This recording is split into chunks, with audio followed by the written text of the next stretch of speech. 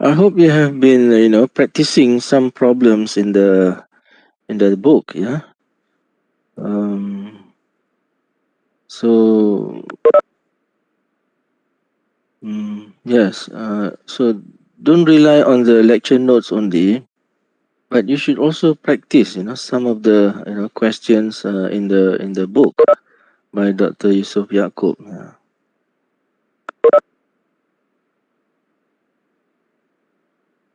So tomorrow we have another class at what time? 11, isn't it?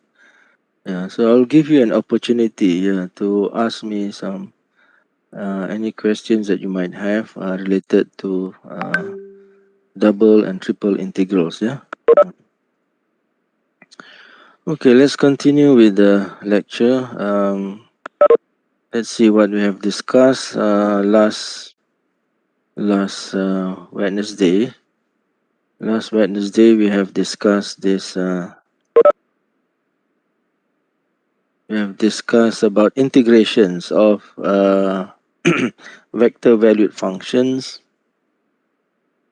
and then we have seen some examples. In this example, uh, where we have used integration, given the velocity vector, we use integration to recover the position vector r. Yeah? In this example, given the acceleration vector, and then we use integrations to recover the velocity vector as well as the position vector, yeah, subject to this given conditions, initial conditions.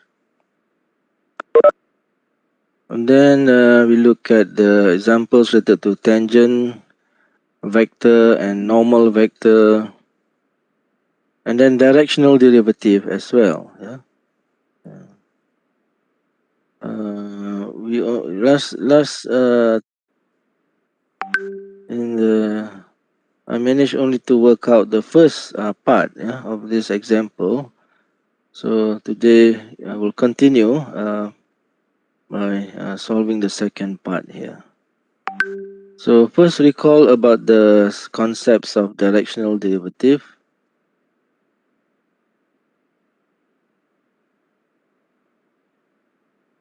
The directional derivative give us the given a function fxy. Okay, so fxy describes some surface. It's a surface in a three-dimensional graph. Yeah, suppose this is a surface of z equal to fxy, and given a point P on the surface, say it is x naught, y naught, z naught. So we have studied how to determine the slope of the surface at the point P in the uh, vector I direction, which gives f partial x, and also the slope of the surface at the point P in the y-axis direction, or in the vector j direction here, which give us f partial y. So directional derivative give us a method to determine the slope of point P on the surface in any given direction u, no longer limited to direction vector I, vector j. So the formula is given. We have a nice formula to calculate the directional derivative as shown here. This is for function f of two variables, f partial x, the directional derivative of f at the point x naught, y naught in the direction of u is given by this expression on the right hand side. Yeah, where u, what is a1, a2 comes from, they are from the vector u.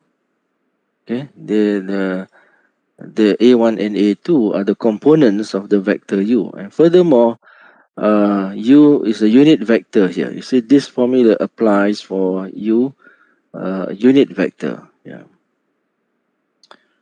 So you have seen this application or this example, but now let's do the second example here.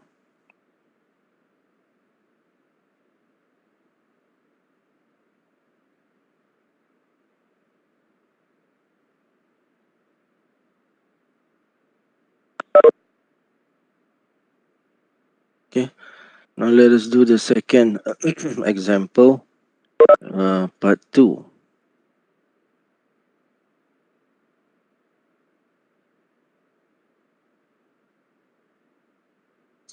So we have A,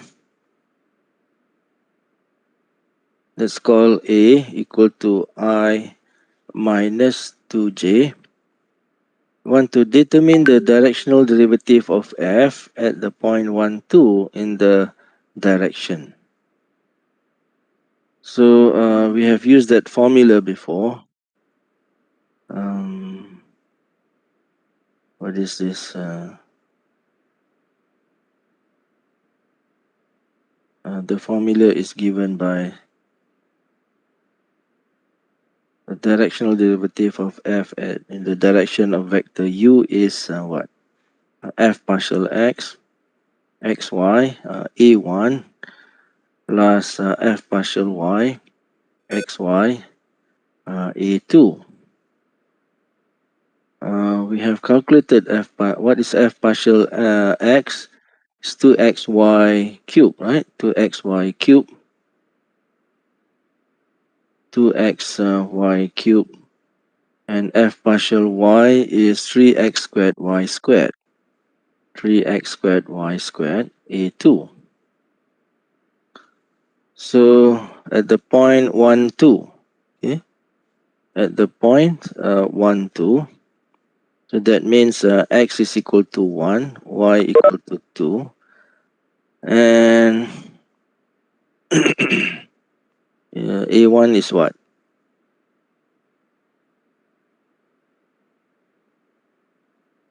Okay, so suppose I solve it in this way. So a1, so a equal to 1 minus 2j. Suppose this is a1i plus a2j.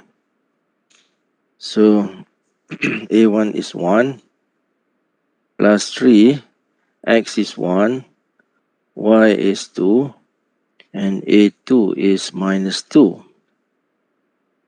So this is equal to 16 minus, what is that?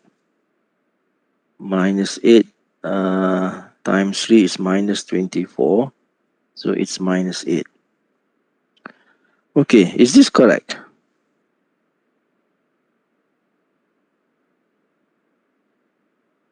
Is this solution correct?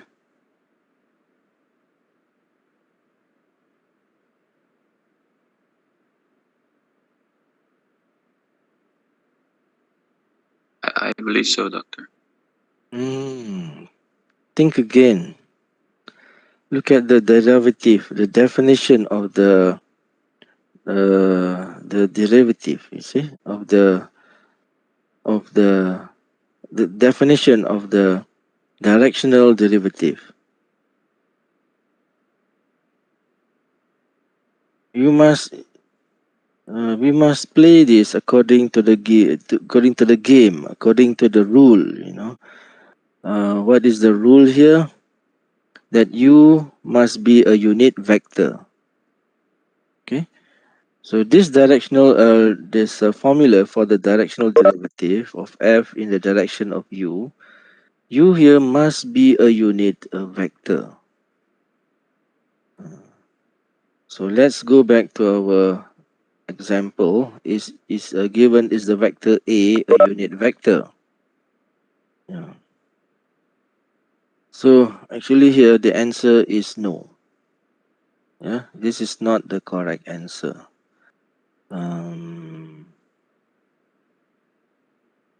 Question is why? Well, look at vector A. What is the magnitude of this vector A? The given vector A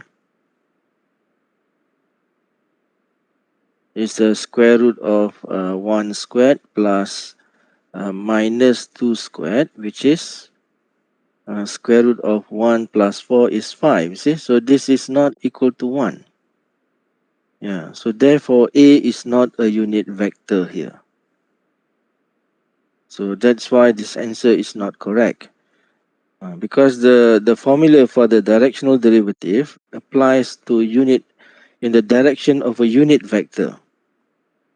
Okay, so A is not a unit vector. So this is the reason why the answer is not correct.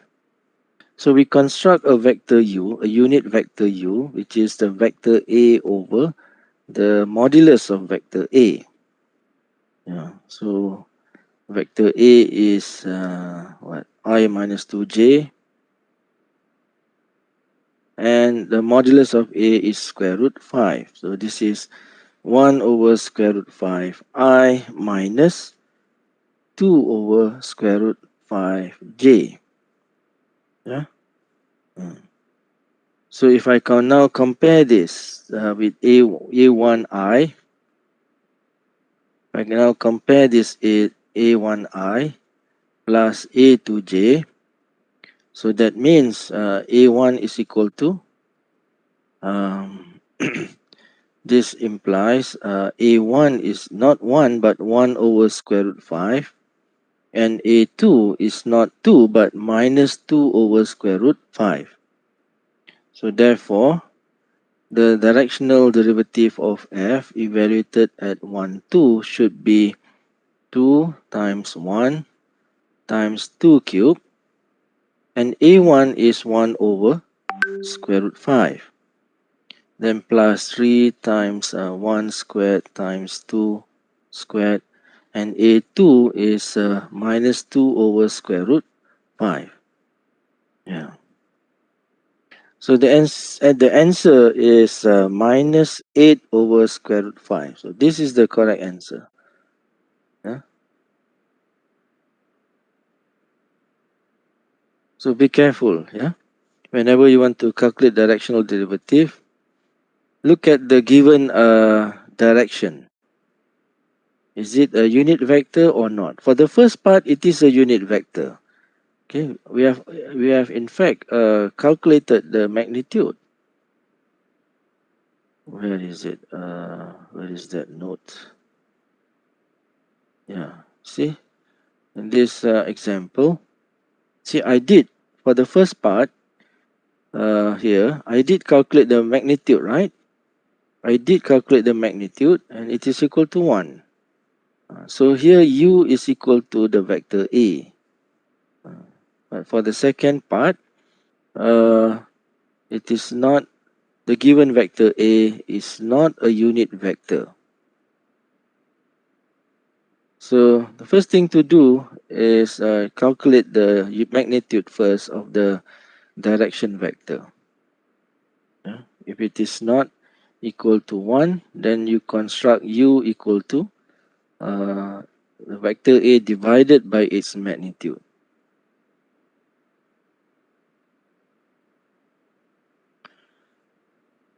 Okay, so similarly, the the definition of the directional derivative can be extended to the function of three variables here. If u is a unit vector in a 3D space, okay, now we have vector I, j, k here. And if f is differentiable at the point x naught, y naught, z naught, then the directional derivative of the function f at the point x naught, y naught, z naught in the direction of the unit vector u here is equal to this expression on the right hand side. Okay, so for a function of three variables, we have three terms here. Previously, for a function of two variables, we only have two terms, f partial x and f partial y, but this time it also involves f partial z. Yeah.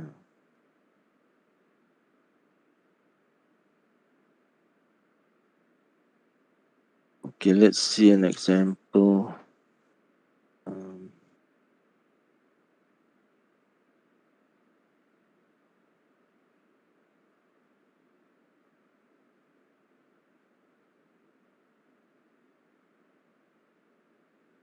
okay, um, given, say, the function f x, y, z equal to x e to the power of y squared z, and a equal to vector I minus j plus square root 2k. Determine the directional derivative of f in the direction of A. Determine the directional derivative of f in the direction of A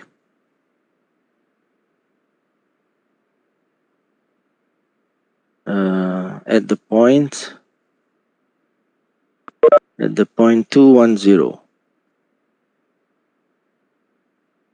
Okay, at the point 210 here. Okay, so now this given function is a function of three variables. Yeah, and look at the given vector A. Is it a unit vector?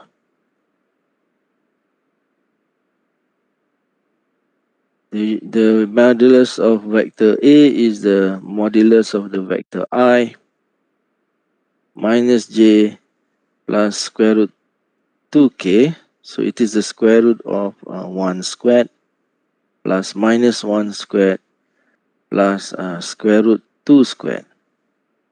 So this is equal to square root 4, right? Square root 4 equal to 2, not plus or minus 2, but it is equal to 2. Yeah. So it is not a unit vector. Yeah, it's not equal to 1. So we construct the unit vector in the direction of A as A divided by the modulus of vector A, or the magnitude of vector A.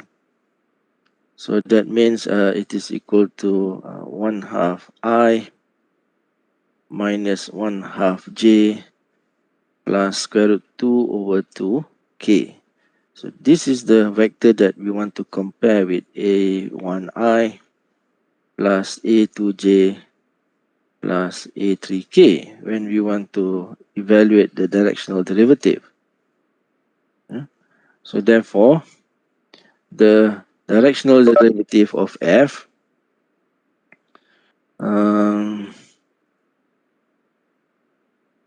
is equal to f partial x a1 plus f partial y a2 plus f partial z a3 according to the formula.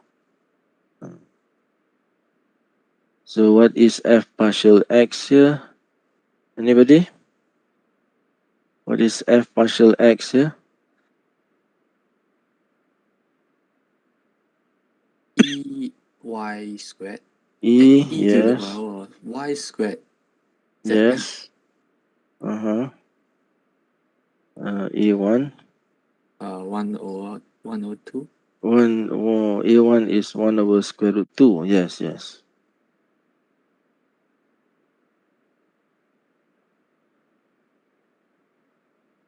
Okay, what about f partial y? Doctor, A1 is it 1/2 or 1 over square root 2? Oh yeah, sorry. It's 1 over 2. Yeah. Okay, f partial y. Can another student tell me?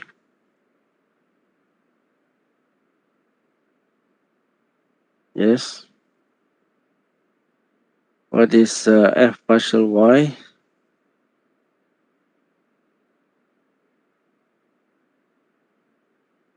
Can another student tell me? It's 2yxe power of y squared z. So we want to treat x and z as a constant, right? So it is x e to the power of y squared z times what?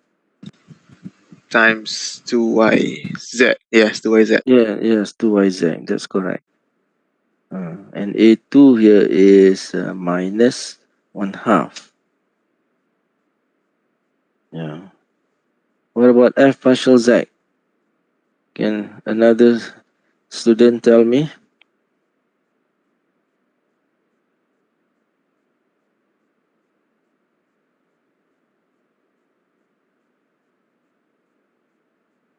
f partial z is what? E x e to the power of y squared z times what?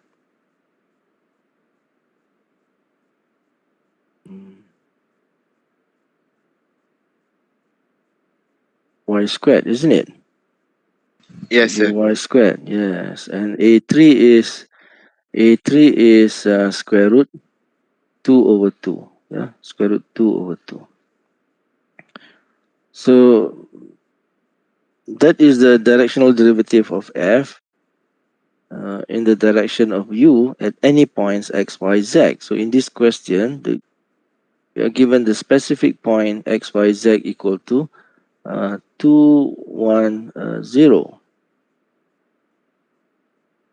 2, 1, 0. So now we replace x equal to 2, y equal to 1, z equal to 0 in the previous expression. So we have e to the power of z is 0, right? 1/2, and x equal to 2 here, and z is 0. So because z is 0, it's 0. What about the third term? X equal to 2, e to the power of 0, because z is 0, y squared is 1, and then we have square root 2 over 2. E to the power of 0 is 1, so we have 1/2 plus these two cancel out, so we have square root 2. Okay, yeah, so that is the directional derivative of f at the point 210 in the direction of u. You see, u and a here has the same direction, right? Yeah, u and a here, they have the same direction. So this is also the directional derivative of f in the direction of a also. Yeah. Any question for this example?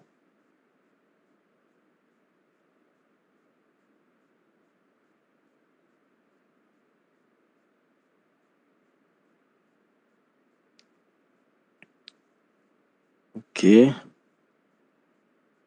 Okay, now let's take a look at this. All right. Now, there is another concept closely associated to directional derivative. This is a concept of gradient here. Okay, look at the definitions once more of the directional derivative of f in the direction of u. Okay, so this is for the case function of two variables here.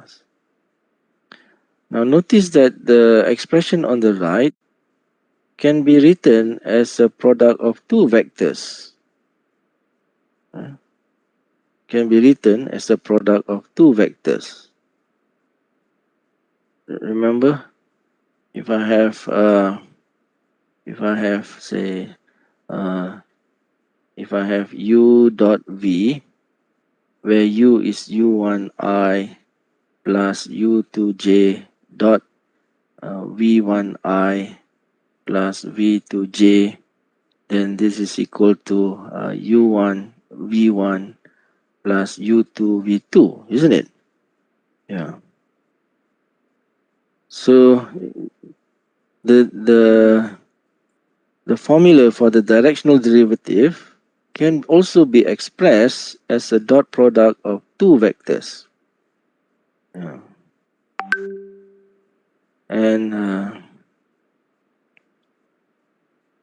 And the first vector is also called the gradient of f.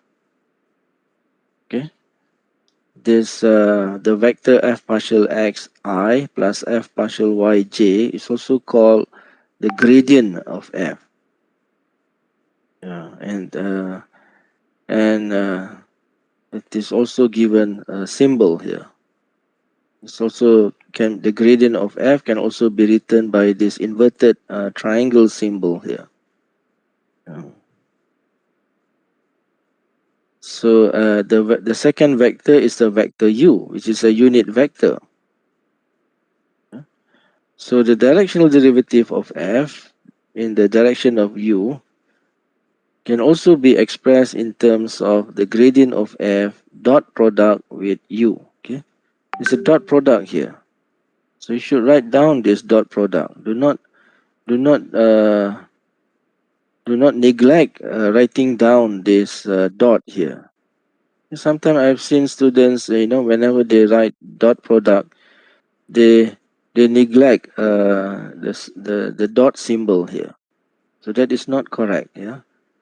So if it is a dot product, then write down the dot, the center dot, uh, to represent dot product.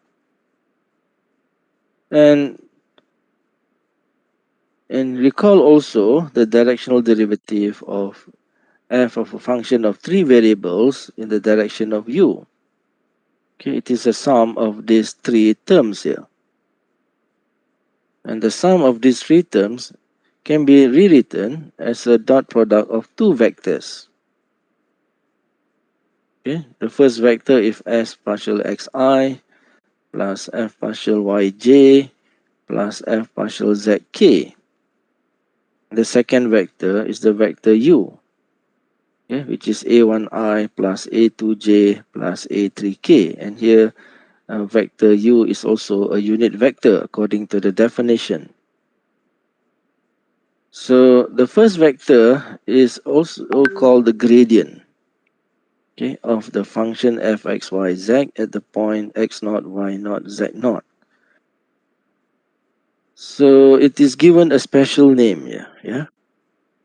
So what is a gradient in general? So here is the definition. Suppose a scalar function phi xy. What do you mean by scalar function? It's a function of a real valued function. Yeah, it's not, the image is a numbers. So it is a scalar function. Yeah, to distinguish it from vector function. Suppose a scalar function phi xy is this is a symbol phi. It is a Greek letter phi, phi, not p but phi. Yeah, like fi. Yeah. So suppose a scalar function phi is differentiable, then its gradient denoted by grad phi, or this inverted triangle phi, is defined as phi partial x times I plus phi partial y times j. Okay, so this vector is given a special name here as I call the gradient of phi, and the symbol, the inverted triangle here, is usually pronounced as del or nabla. Okay, but it is most commonly called as del. Yeah. So this inverted triangle is an inverted Greek capital delta. Yeah, delta. The small delta is like this, right? This is the small delta, and this one is called the capital delta. This is capital Greek delta. Yeah. So the inverted capital delta is pronounced as del, yeah, or nabla. But I will always use the term del here. So the gradient of phi is equal to the del phi here of xy. So similarly, if we have a function phi of three variables and it is say differentiable at x, y, z, then its gradient is denoted as the symbol grad phi or del phi. Yeah? It is equal to phi partial xi plus phi partial yj plus phi partial zk here. Okay, it's a vector. So the gradient of phi is a vector. It's a vector valued function. Or the del of phi, if phi is a scalar function, then the del of phi is a vector valued function here.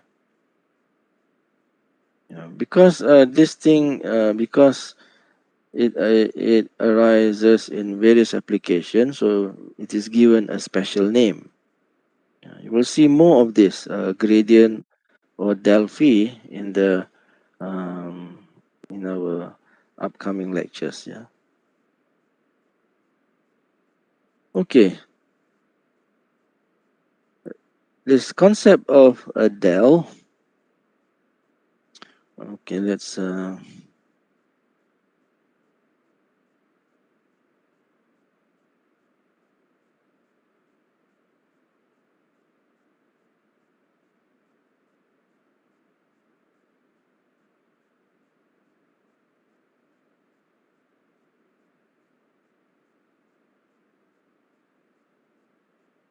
do one example before I look at this theorem.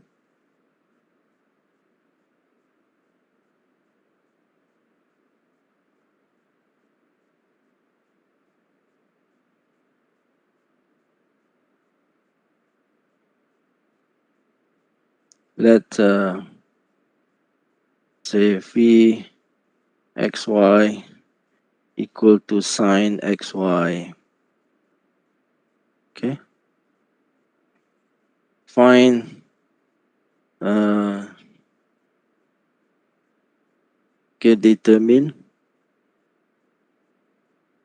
del of phi at the point 3 pi over 3 1. Yeah. So this is a gradient symbol, right?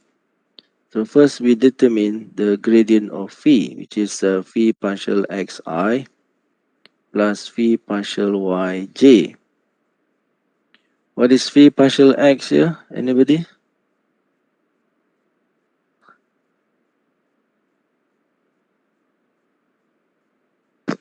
Is y cos xy. Y cos, yeah, that's correct. Y cosine xyi. What is phi partial y?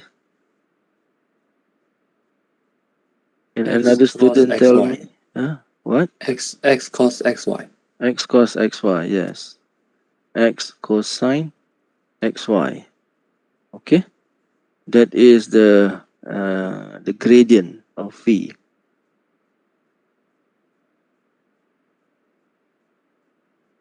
Okay, sometimes the question asks in this form, determine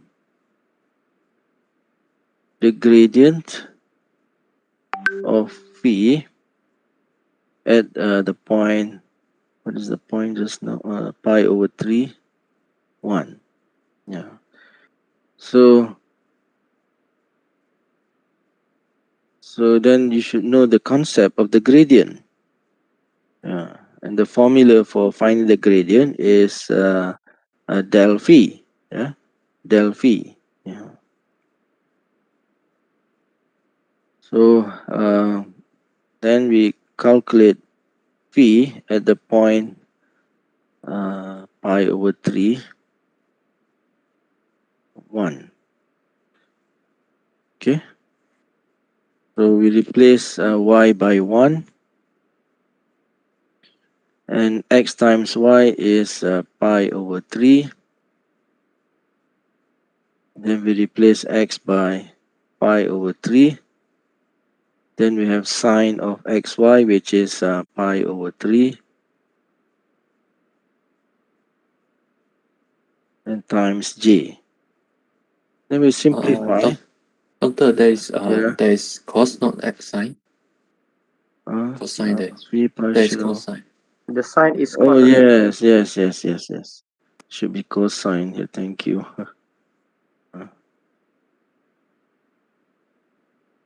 Yes. Cosine pi over 3 is what? It's cosine 60 degrees. It is a special angle, which is square root 3 over 2, isn't it? Which is cosine 60 degrees. No. Sine 60 degrees, square root 3 over 2. Cosine 30 degrees is 1/2, right? 1/2. Yeah, 1/2. So we have 1/2 I plus pi over 6 J. Okay? Yeah, that is the answer.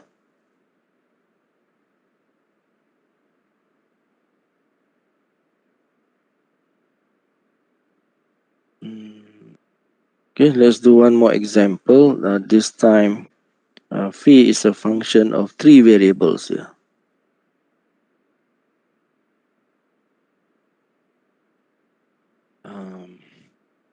Let's say we don't have to use phi all the time. Sometimes we use f also to represent a scalar function. It is 1 over, say, the square root of x squared plus y squared plus z squared. Fine.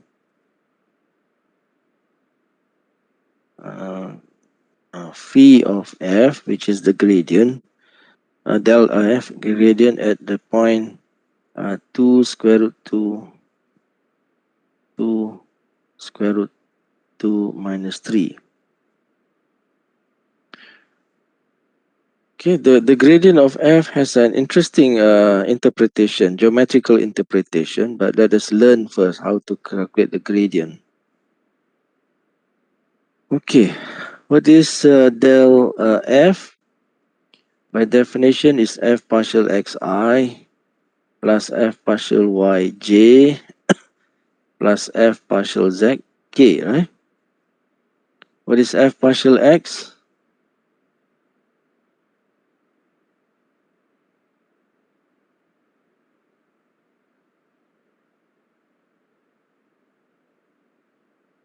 F partial x minus a half.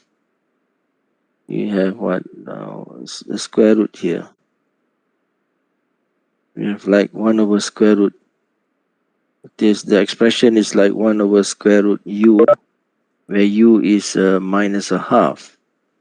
So when you differentiate that, we have minus, right?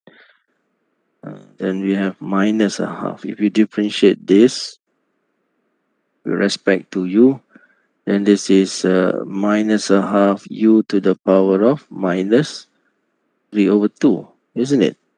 3 over 2. So if we use the chain rule, so this is like minus 1 over 2 u to the power of 3 over 2. Yeah. But if we use the chain rule, we need to multiply this by the partial derivatives of x squared, y squared, z squared. So 2 will cancel out. Okay. So the f partial x is minus x divided by x squared plus y squared plus z squared to the power of 3 over 2. Yeah. Yeah, oh, f partial y and partial z also will contain the same numerator, so I will pull it out, and they all have negative, so I will pull out my negative one as well. So I will have here xi plus yj plus zk, isn't it? Yeah.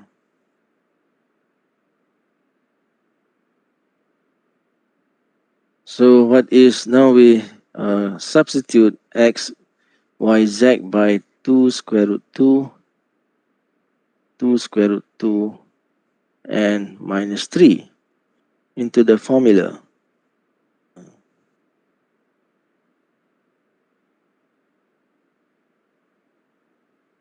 So we have here minus 1. Oh, what happened here? We have minus 1 divided. What is x squared? X squared is 8. Y squared is also 8. And z squared is 9.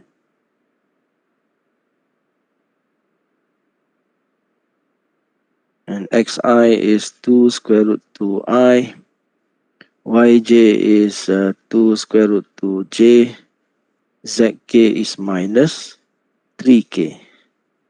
So we simplify this. 8 plus 8 plus 9 is 25, isn't it? Which is 5 squared. So this is 5 cube. 5 cube is 125. Yeah. So 2 square root 2 I plus 2 square root 2j minus 3k. Okay, that is the answer. Any question for this example here? Okay. So it is a purple. I'm sorry. It is something like a dome, isn't it? Something like this. Not a big deal, but I noticed your battery is low. Okay. It's called a maybe paraboloid. Battery is low. Oh, yeah. Okay, thank you. Okay, I case will. you access I need to a connect the power cable here to the. All right.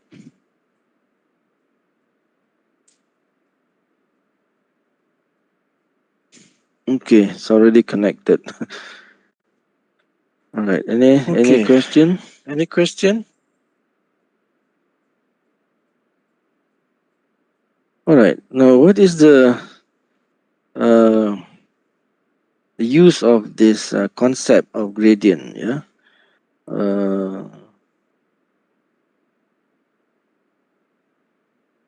Let me show you one application of this gradient concept here. Suppose phi is a scalar function of two variables x, y, and suppose it is differentiable at the point p, x, y. Then the maximum value of the directional derivative of phi at the point x, y is the modulus of the gradient of the function phi, and the maximum value is attained in the direction of the gradient of phi. Yeah, remember gradient of phi is a vector, right? It's a vector. Now, why is that? So here is the proof. Remember, for example, if you are climbing a mountain, suppose you are at one position, on the mountain, and the slope of the mountain varies, isn't it, from one direction to another direction? Yeah. If you turn around, then you will notice that the slope of the mountain at the point where you are standing is it varies from one direction to another. So which direction give the steepest inclination? Yeah. Which direction give you the the maximum slope? Yeah, or the greatest inclination. Yeah. So if we know the surface, if we know the surface of the mountain given by a function phi xy, then the answer can be determined using the concept of gradient. Yeah. So okay, recall again this the directional derivative of phi in the direction of vector u, the unit vector u. Okay, we have seen that it can be expressed as the gradient of phi dot product with the unit vector u. Now, recall this dot product for two vectors. Yeah. If the dot product of u with a vector v is also equal to the the modulus of vector u times the modulus of vector v times cosine theta, isn't it? Yeah. So where theta is the angle between the two vectors u and v. So I'm going to apply this formula to this dot product here. Yeah. So this dot product is equal of gradient of phi times dot product with vector u is equal to the modulus of the gradient of phi times the modulus of vector u times cos theta. Yeah. So theta, remember del phi is a vector, right? Del phi is a vector. So theta is the angle between del phi, the vector del phi, with the unit vector u. And u is a unit vector, so its modulus is equal to 1. Yeah. So this reduces to the modulus of del phi times cos theta. Now, everybody knows that cosine theta is between -1 and 1. Cos theta has minimum value -1 and cos theta has a maximum value 1. And cos theta is equal to 1 when theta is 0. Yeah?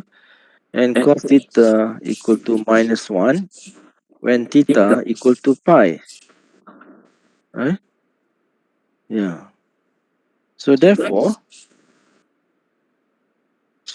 the directional derivative is bounded between minus the absolute value of the gradient of phi and bounded above has a maximum value, the modulus of gradient of phi. Okay, and the maximum value of the directional derivative happens when theta equal to 0. So when theta is 0 means what? If theta and 0 is 0, that means v and u are parallel, isn't it? That means vector v and vector u here, they are in the same direction. Okay, so the directional derivative takes its maximum value in the direction of gradient of phi. So that means the gradient of phi and the vector u here, they are in the same direction. And the minimum value of the directional derivative happens is equal to minus the absolute value of the gradient of phi, and this happens when theta equal to pi. Yeah, and theta equal to pi, it means what? That in the opposite direction. That means u and the gradient phi are in the opposite direction. Yeah. So that means in the opposite direction. So that means one vector is negative of the other. Yeah.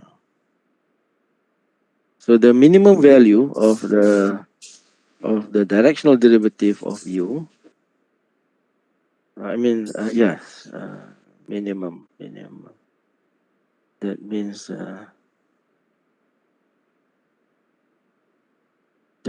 what? Yeah, the minimum value of the directional derivative of phi is minus the gradient of phi. Yeah, minus the gradient of phi here. So this result can be extended also to the function of three variables. Suppose phi is a scalar function of three variables, differentiable at the point p, x, y, z. The maximum value of the directional derivative of phi at the point p is the modulus of gradient phi. And this occur in the direction of the gradient of phi. Similarly, the minimum value of the directional derivative of phi at p is minus the absolute value of the gradient of phi, and this occur in the direction of minus the gradient of phi. Okay, so this is one application of this concept of gradient here. We will see more applications later on. Is somebody speaking here? It seems like somebody is speaking here. Yazid, ada nak tanya apa-apa? Yazid, do you have any question, Yazid? Ada. Huh? Tak. Tak ada? Okay.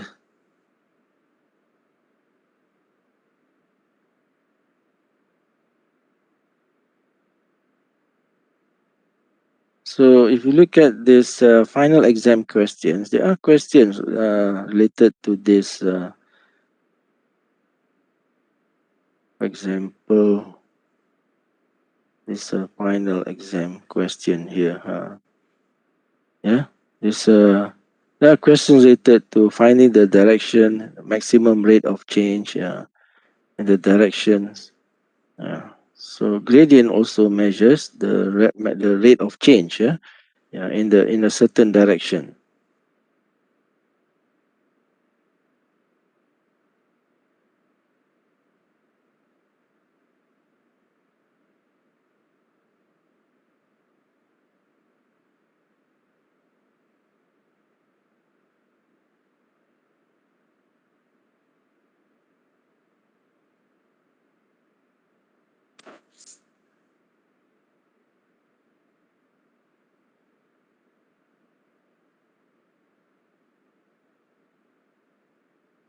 So we can also think of this as the maximum rate of change.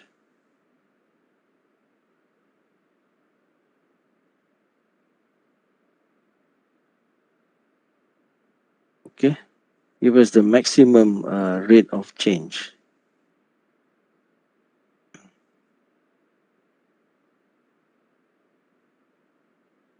See the maximum rate of change of fxy. Yeah.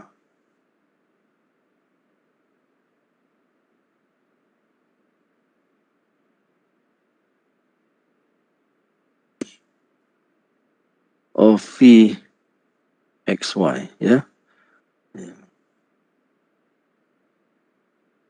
Maximum rate of change. Yeah. And then this one also give us the minimum rate of change. Yeah. The gradient of phi xy give us the minimum rate of change. Yeah.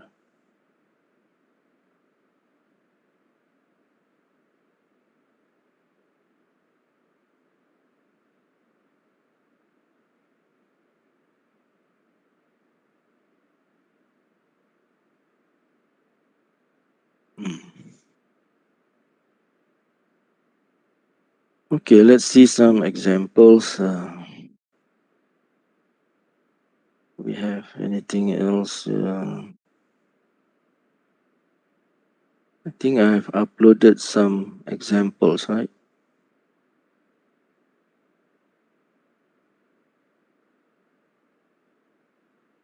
Some example of final exam questions, yeah.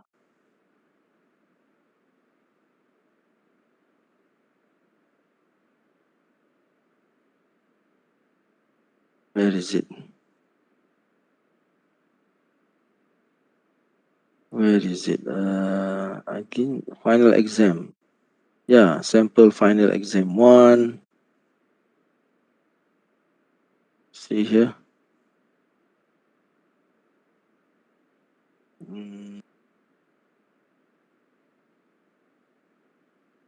See this question number, yeah, part C here, right? Yeah, given a function fxy with a constant h, h is a constant, find h if the directional derivative of f in the direction of vector v. Yeah, determine the direction and the value of the maximum rate of change. Yeah, so this is what we have just discussed just now. Yeah, then there's also a question in sample exam final exam B. Also we have questions related to, yeah, here, given the potential function phi This is a function of three variables. Find the directional derivative of phi at the point here, in the direction of vector c. Hence, find the maximum rate of change of phi at the point q and its direction in unit vector. You see? Yeah. So let's look at some examples.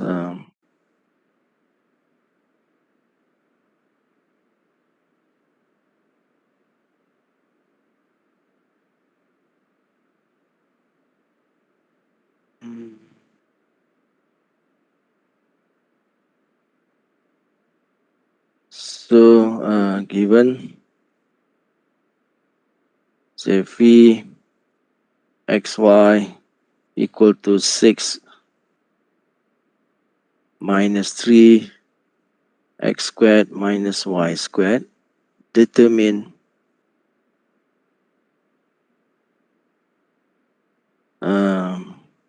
in which direction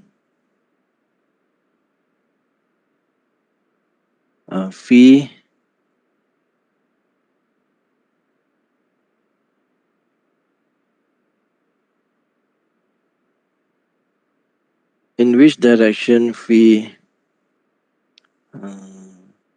is increasing most rapidly,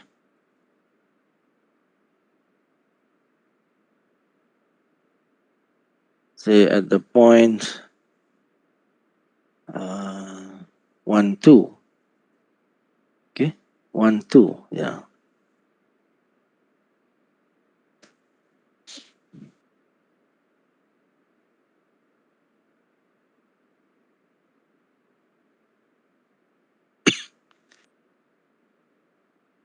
So it is increasing most rapidly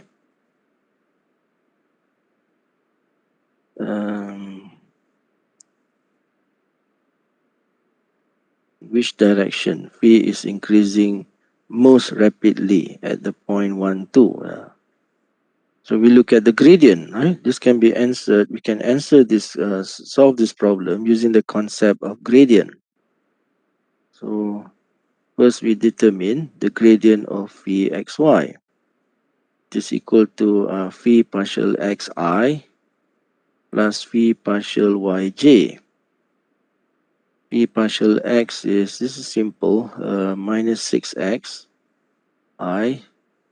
And phi partial y is minus 2yj. Yeah.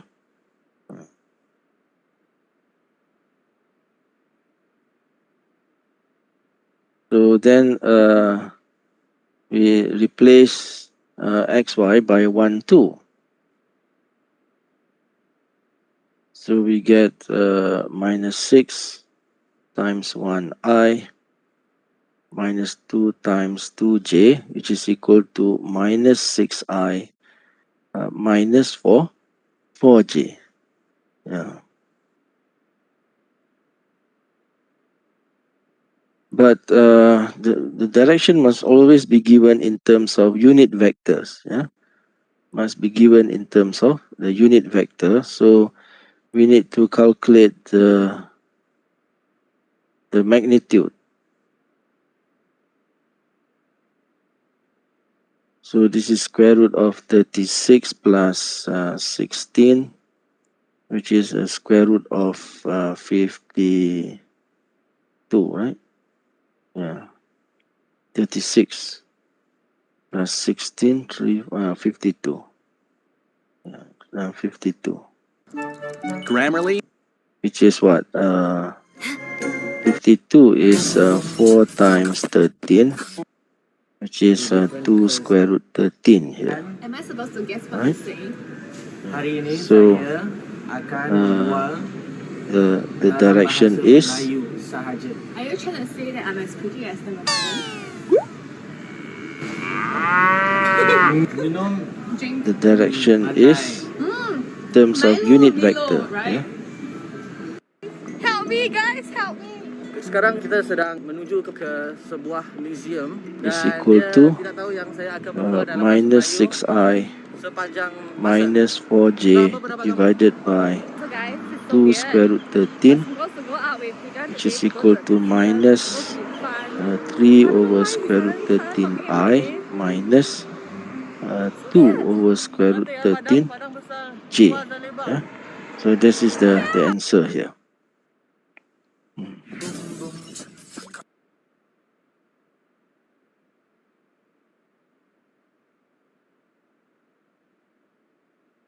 And then, any question?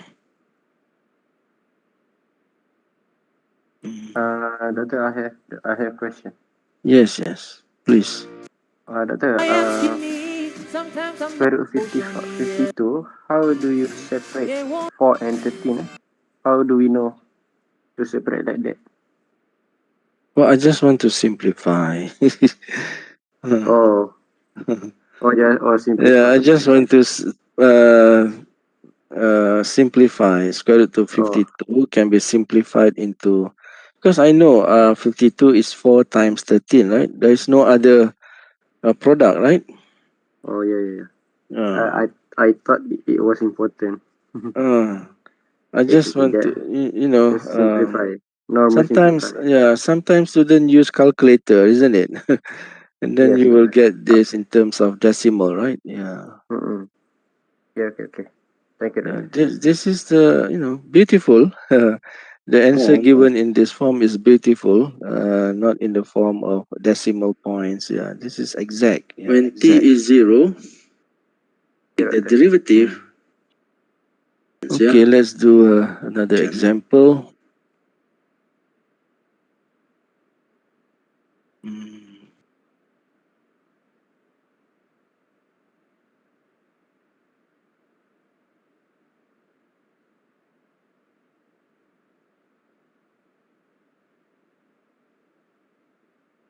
Uh,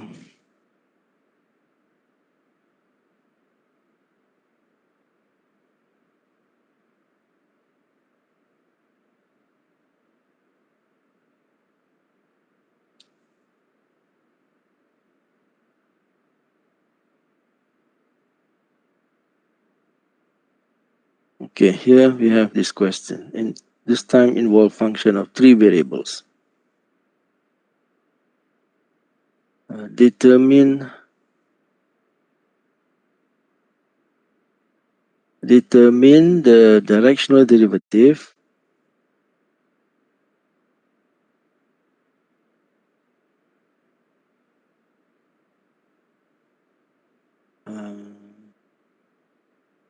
of fxy fxy z equal to, say, x squared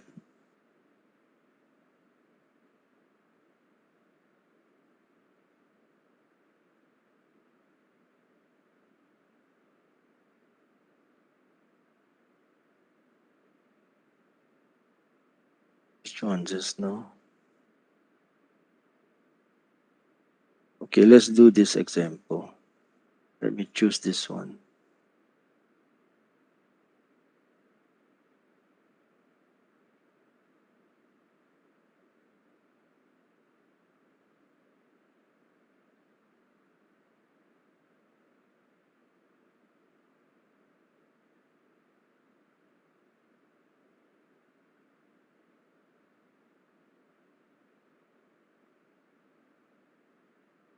It's not written nicely here.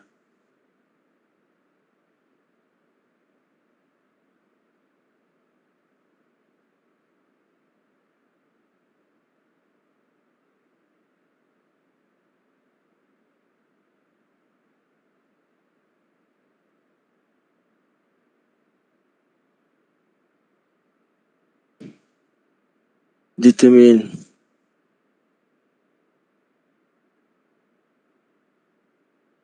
let me put it down here. Let me pull this one down.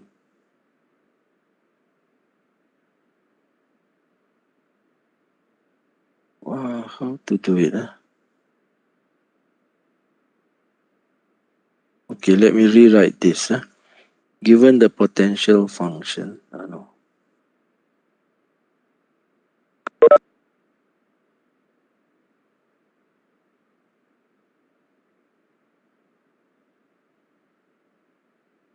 So this is a sample final exam.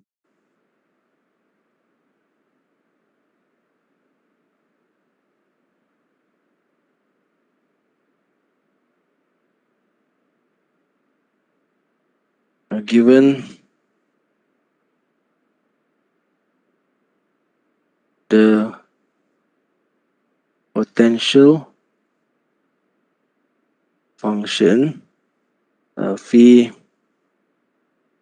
x, y, z equal to e to the power of x, ln x plus 3y squared plus sine z. Okay. Find the directional derivative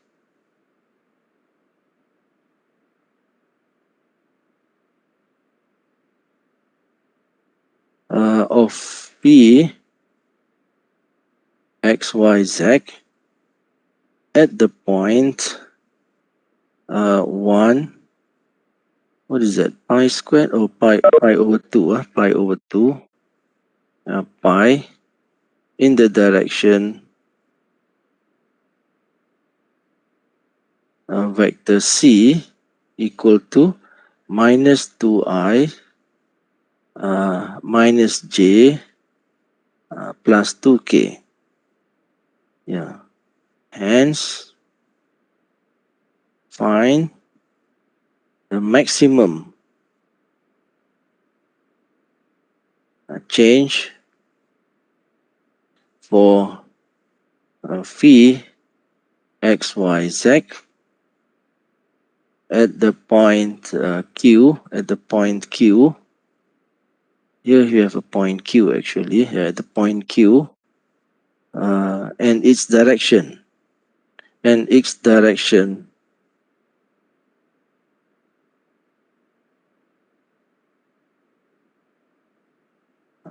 to move this down.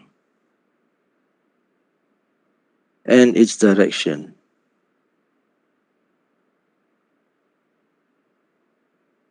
In unit vector. Okay, this is the question. So let me delete this. Delete. To delete everything here. Okay. This is a sample test, a final exam question here.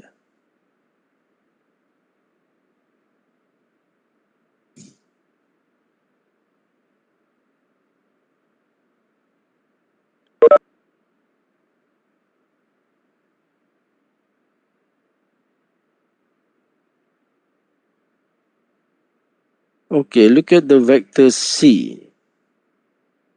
Is it a unit vector? We need to check that one. So it is clearly not, isn't it? Because is equal to what? 4 plus 1 plus 4, which is square root 9 equal to 3. So this is not equal to 1. Yeah. We want to find directional vector. The convention is with respect to a unit vector. So we let u be the vector c divided by its modulus.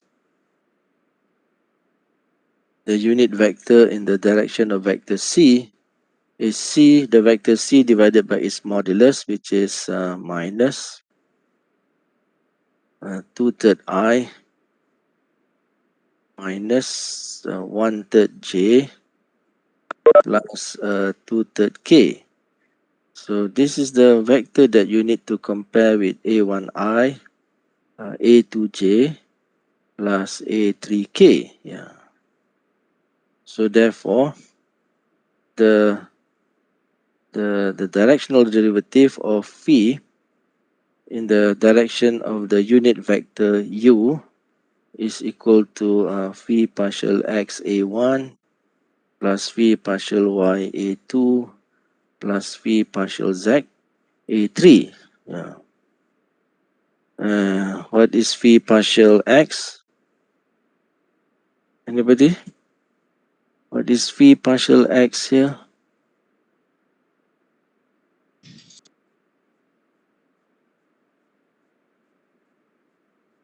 e to the x ln x. Yeah. What is p partial x here?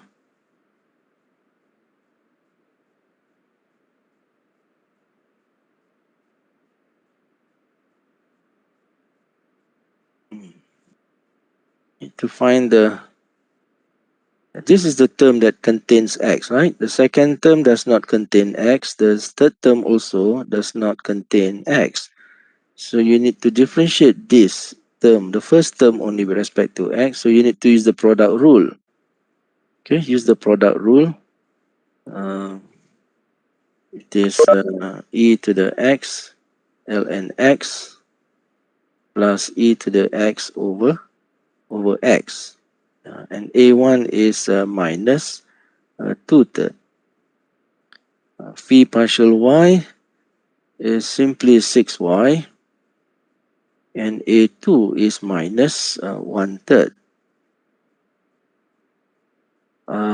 Phi partial z is cosine z, right? Cosine z. And a3 is 2/3. Yeah. So now we want to replace x, y, z. 1 pi over 2 pi. We want to replace x by what? Replace x by 1, y by pi over 2, and z equal to pi. Yeah. Okay. In the above formula, we replace 1 pi over 2. Let me make sure this is correct. Pi over 2. Yes, it's pi over 2.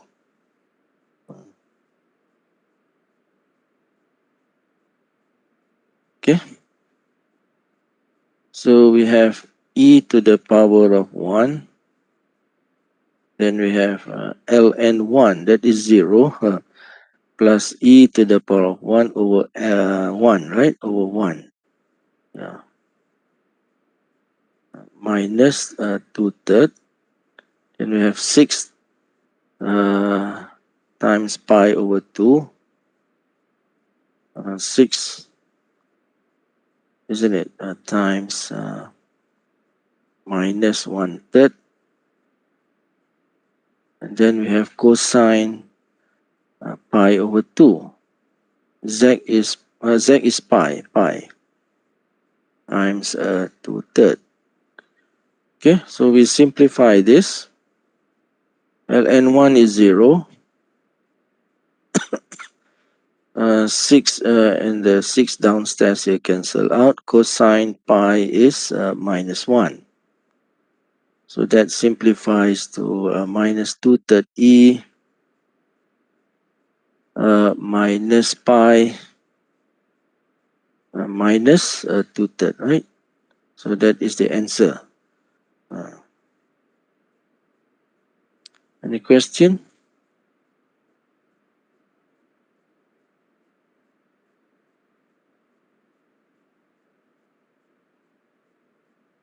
Okay, what is the remaining part? That's the first part. Okay, hence, find the maximum change of phi at the point Q and its direction in the unit vector. Yeah.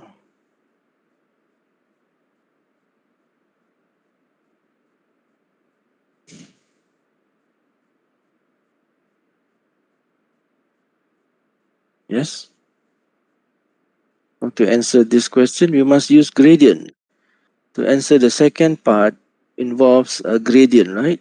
It involves gradient. Yeah.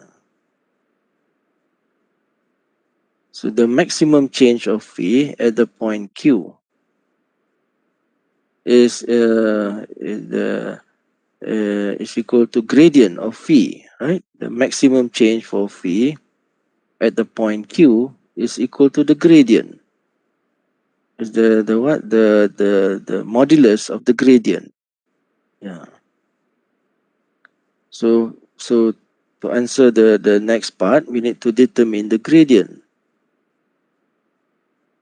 The gradient of phi xyz is phi partial xi plus phi partial yj plus phi partial zk. Yeah.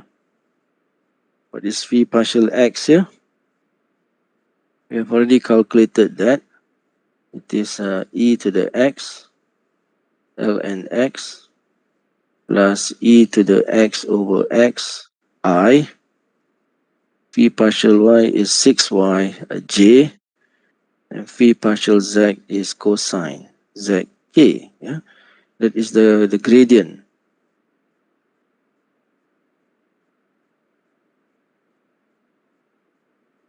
So what is the gradient of phi at the given point 1 pi over 2 pi? It is equal to ei plus 6 times pi over 2 is what? 3 pi, right? 3 pi. Yeah.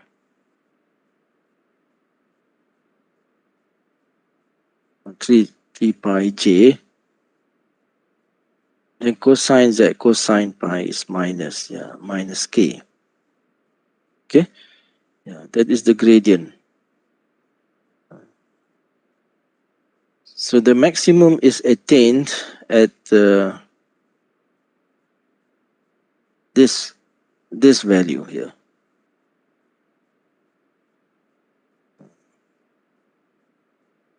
Maximum is we need to look at the what? The modulus.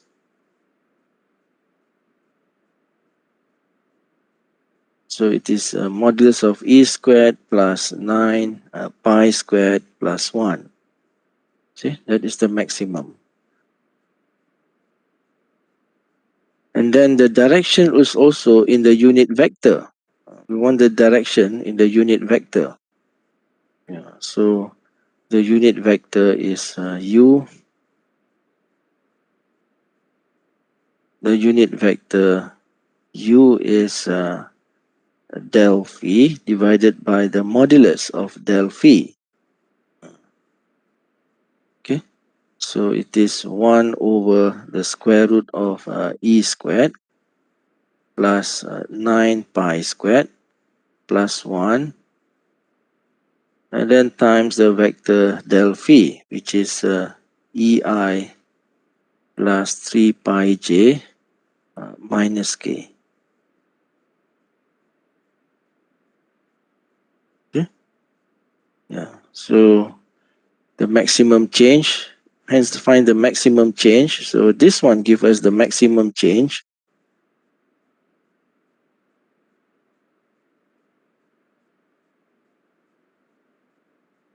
The maximum change at the point, and the next one gives us the direction in the unit vector. This is the direction of the maximum change in the maximum change in the direction of the unit vector.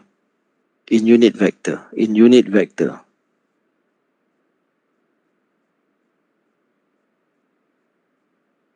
Okay, is that understood?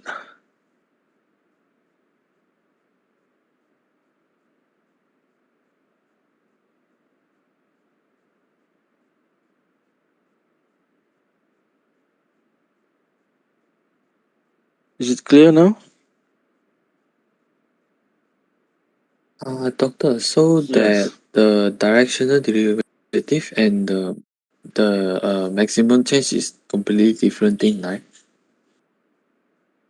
Yeah, different thing. Which one? Here? Yeah. First we want to find the directional derivative of phi at the point in the direction here. Okay, in the direction. And we got this result, isn't it? We Yeah. got this result, right? Yeah. So But the this is the maximum, gradient. So that yeah, this directional derivative is the gradient of yeah, this vector, while uh, the below maximum change is Mm. uh See, it's different. You see, the value yeah here, different. the value given here and here is different, right? The here the value of the directional derivative of phi at the point here given in the direction of vector u is different, right? U here is c divided by the modulus c. You see, it's different. But this is not the maximum. The maximum is this one here. See, this is the maximum.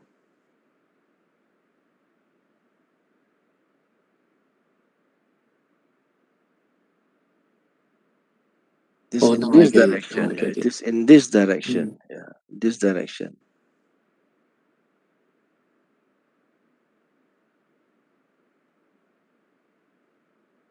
See, even the direction are different. Yeah.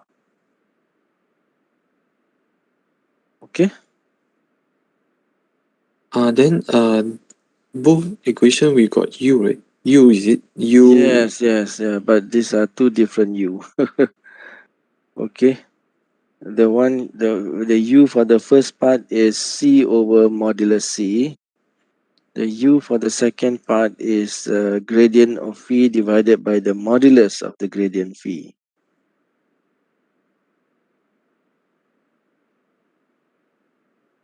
Yeah, now I get it. Huh.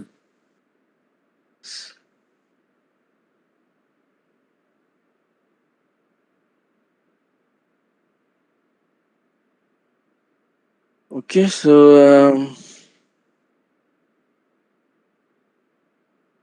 okay, what else? Okay, I want to next discuss something about this vector field. We have already discussed this, yeah. Vector fields, yeah, del operator, gradient, yeah, we've already discussed this one. Directional derivatives also we have discussed.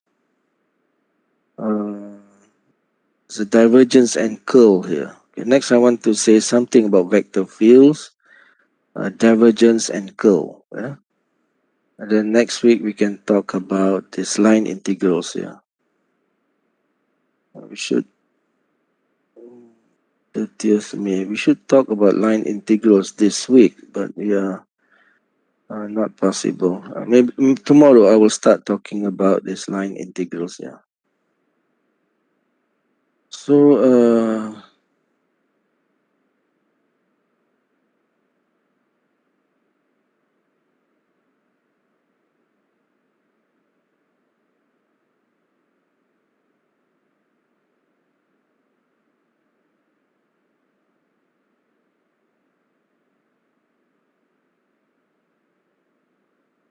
okay, so far we have discussed this a new function called vector valued function, right? Which assigns vectors to real numbers. So far we have been talking about this vector valued function of this form. It takes a point, a real number t to vectors. Yeah.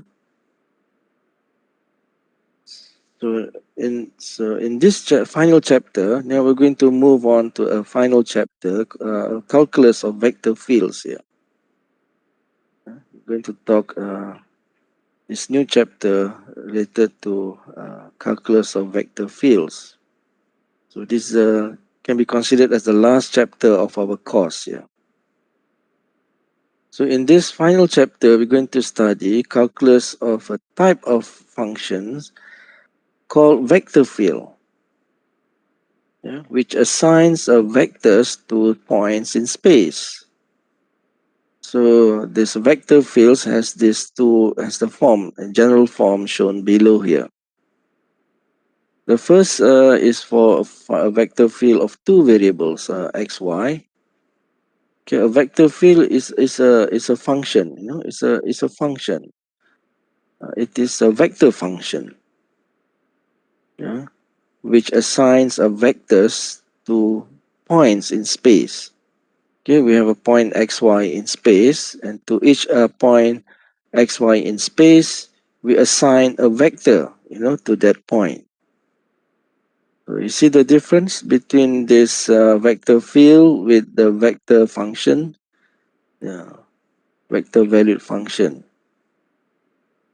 The vector valued function takes a real number t to vectors, but a vector field takes a point in space to vectors. So here the first example is a vector functional field f that takes a point xy to a vectors with components capital M and capital N. And both capital M and capital N, they are scalar functions of xy. And for a point xyz in space, the vector field f of a point xyz in space is a vector also in space. It involves I, j, k. Yeah? So this is what we're going to study. This new class of functions called vector fields here. Okay, this is what we're going to discuss in this final chapter here. Okay, here is the comparison between what you have studied in calculus of real valued functions with this calculus of vector fields. Okay, we have this concept of function. For calculus, the function is usually represented by fx, right? For a calculus of function of single variable, we use fx to represent function in general. In vector calculus, it is represented by this expression here, the vector field f at the point x, y, z. Yeah. If it is a function of two variables, then it is just x, y.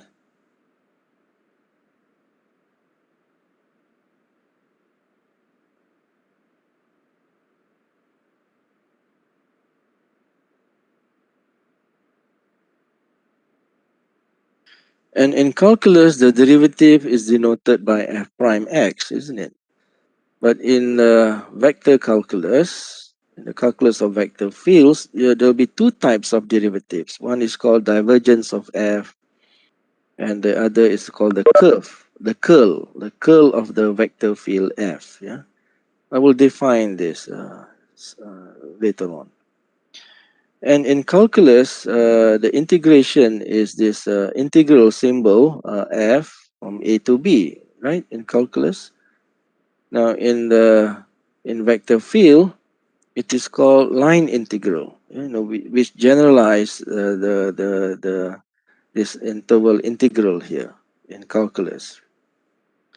Now in calculus, we have a very important theorem called the fundamental theorem of calculus. Okay, which says that the integral of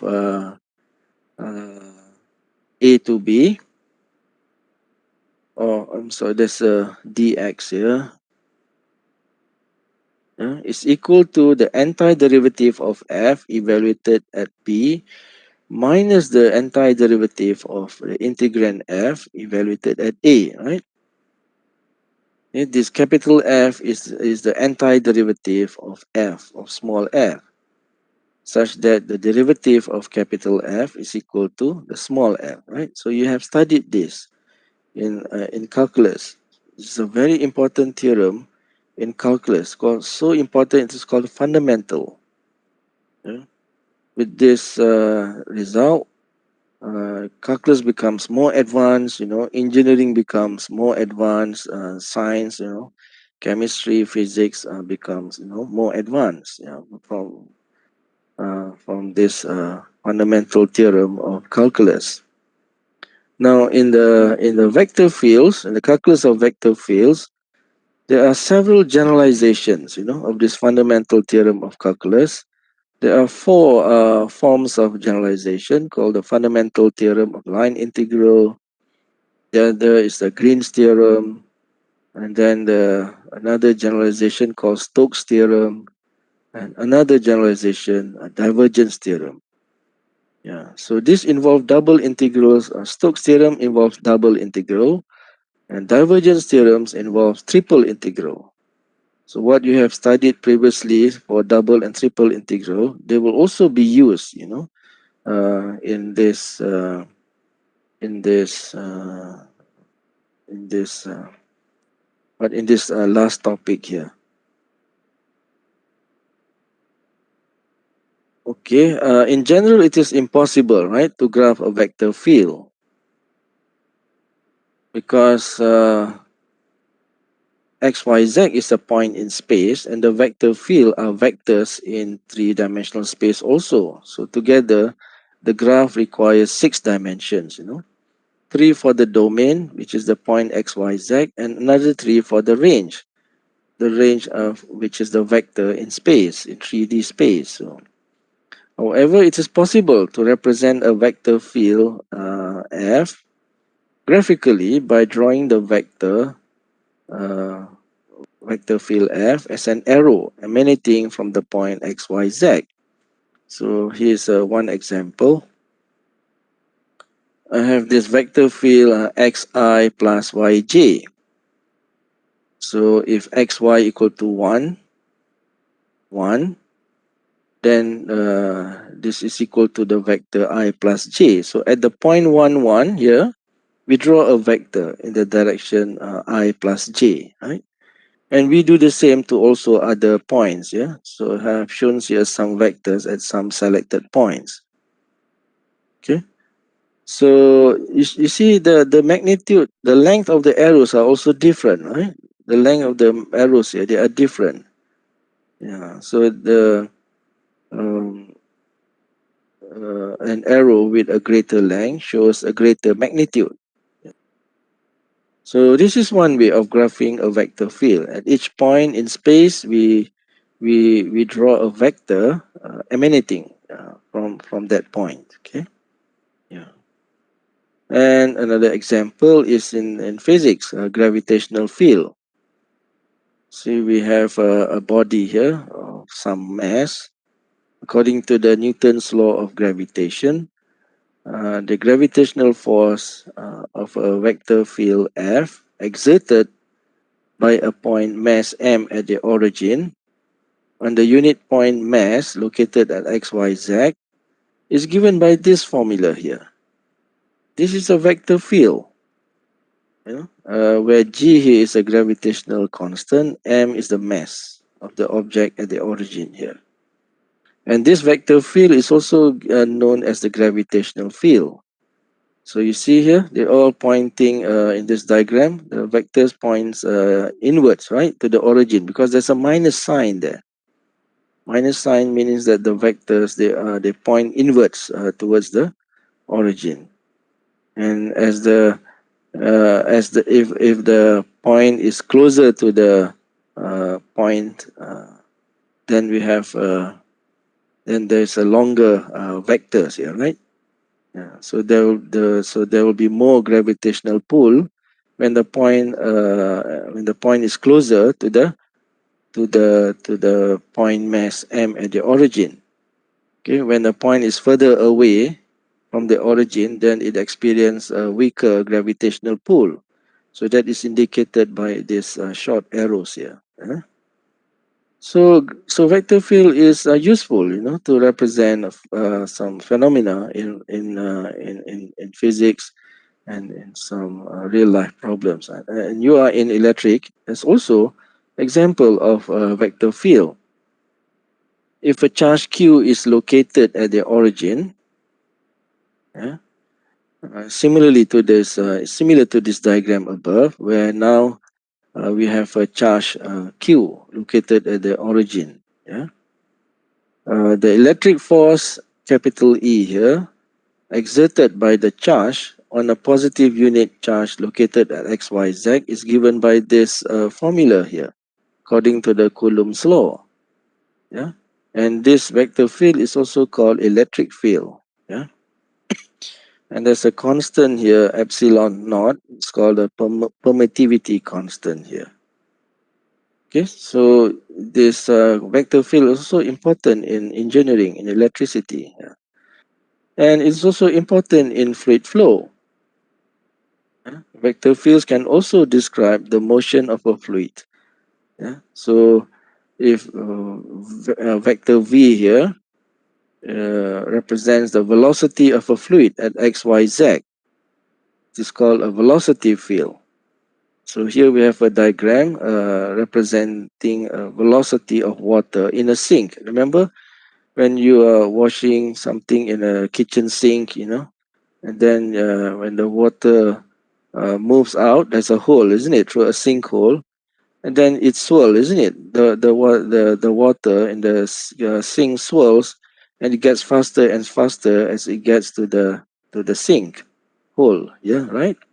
Yeah. So vector fields is important, to describe motion here. And as you have seen, a gradient is also a vector field. Remember, a gradient of a scalar function phi or del f is also a vector. So a gradient can be considered as a vector field also. Yeah. So in that case, vector field f is also called a conservative vector field, and the scalar function f is called the vector function. All right, so this is an introduction to vector fields. So tomorrow I will discuss more examples and more concepts, related to this vector field.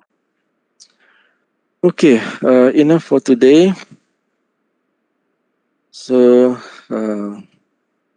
before we end this class, let me show you the QR code for your attendance. Where is it? Yeah, this one.